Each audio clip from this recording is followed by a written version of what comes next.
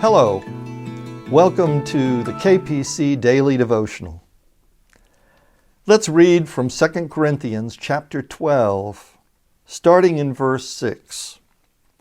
The Apostle Paul writes, "Even if I should choose to boast, I would not be a fool because I would be speaking the truth. But I refrain, so no one will think more of me than is warranted by what I do or say. To keep me from becoming conceited because of the surpassing great revelations I've been given, there was given to me also a thorn in my flesh, a messenger of Satan, to torment me.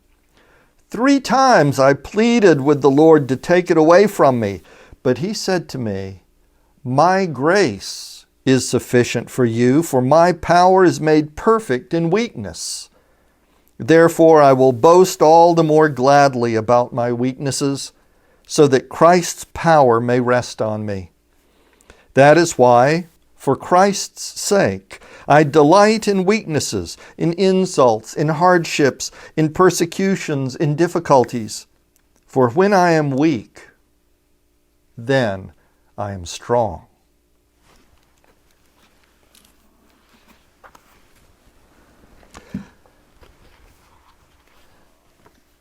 Today's devotion is from my second collection, Your Inner Dog, Finding Your Place in the Human Pack, and is entitled, Maud's Band-Aid. It was on her right front foreleg, a small open cut. Cece's dogs, Maud and Munch, had been playing in the living room, and when Maud jumped off the sofa, she scraped the coffee table. Didn't break anything, but gave herself a good whack and a nice scratch. So Cece cleaned and disinfected it, making much of it in a playful way, and put a Band-Aid over it. "There's your boo-boo, all covered now." Now Cece expected that Maud would go straight to the sofa and lick off the Band-Aid. But she didn't.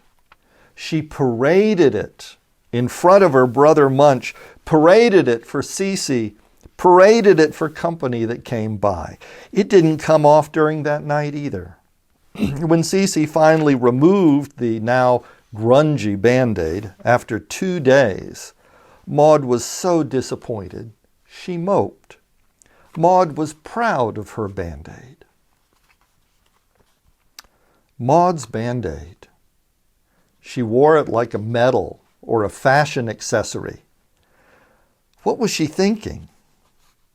The way she showed it off to Munch, who did not have a Band-Aid, makes us think it made her feel special. She had gotten special attention, and that gave her a special distinction. Humans? An 8-year-old breaks his arm falling out of a tree. So all his friends at school sign and decorate the cast. The benched high school quarterback milks his wrenched shoulder for all it's worth, namely the sympathy of the cheerleaders. Sometimes you can get more attention by getting hurt than by winning the game. It is appropriate, surely, to give special attention to those who are sick or injured, to make them feel cared for and special at a time that they're the most vulnerable and, well, limited. Jesus told his disciples that feeding the hungry and caring for the sick were tantamount to doing it for him personally. Ever since, the church has led the way in building hospitals, hostels, and hospices. The great names in nursing care, from Florence Nightingale to Mother Teresa of Calcutta, have all been moved by Christian charity. On the flip side, though, Maud did not want to relinquish her Band-Aid, her mark of distinction after it was no longer needed. There are humans, too, who find their identity and sense of specialness only in their injury or disease. Once, Jesus greeted a lame man with the question, "Do you want to be healed?" In his answer, the patient made lots of excuses for not getting healed, but never directly answered Jesus' question. Somehow he could not imagine himself without his disability. It defined who he was. It is cute when Maud parades her Band-Aid or a child shows off his cast. It is informational when an adult tells me about his heart catheterization, her gallbladder surgery, or at least the first time they tell me. I would hope most of them are ready to get on with their lives, that they appreciate the support and care they received and will repay it in like kind to others. But, alas, there are always a few who exploit it, what the British used to call enjoying ill health. And they use their problems to get special attention or escape unpleasant chores. Even if they don't want to wangle a minor injury into lifelong disability payments, they still ploy for sympathy. They want love, but pity will suffice. So they parade their Band-Aid for sympathy and whatever other practical benefit they think sympathy might win them long after the wound is healed. It comes to define who they are. It is what makes them feel special. These cannot wear their Band-Aid with pride because they wear it for the wrong reasons. But I can think of times we can wear our Band-Aids proudly. Soldiers, firemen, and policemen can wear their wounds with pride, as can the martyrs of the faith, those whose injuries witness to their commitment to a higher, greater purpose outside of and beyond themselves.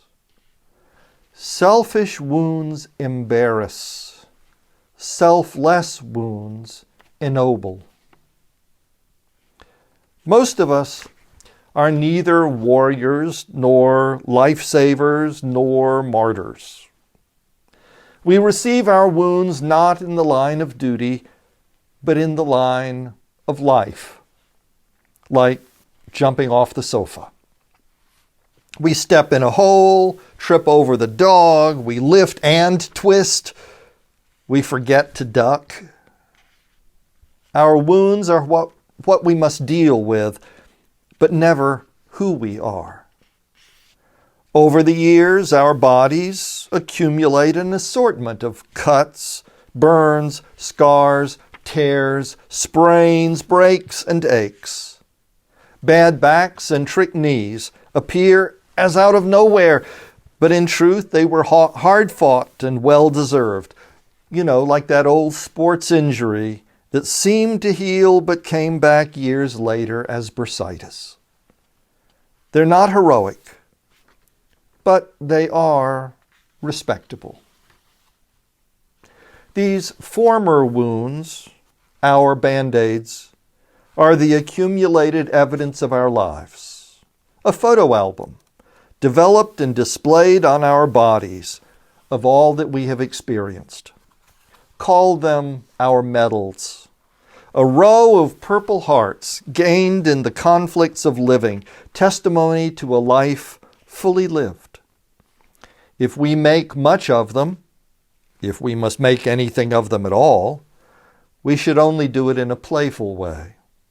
We wear them lightly, not for sympathy, for none is due, but for respect, if only self-respect, and for the occasional knowing smile of an equally bemedaled comrade in arms. I wish you a blessed day ahead. Goodbye.